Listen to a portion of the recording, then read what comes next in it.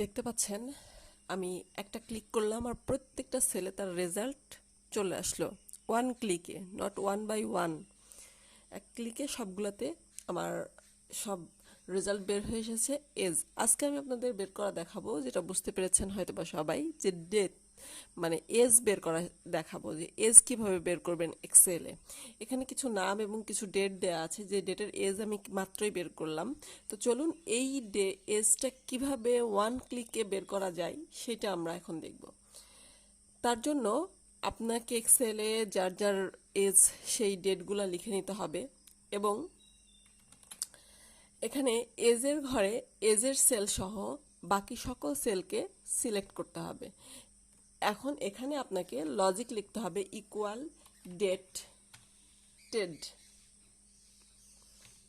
If first bracket যে সেলের date বের করবেন সেই সেল, কমা আজকে যদি চান তাহলে আজকে টুডে,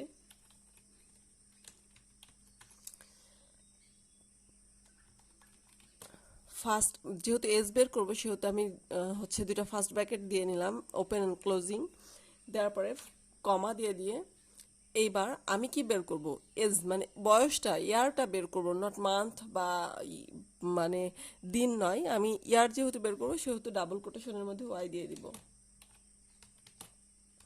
ফার্স্ট ব্র্যাকেট দিয়ে ক্লোজ করে দিব।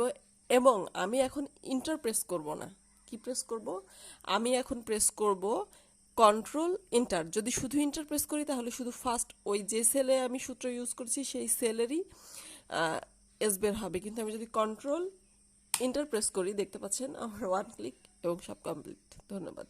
আসসালামু আলাইকুম।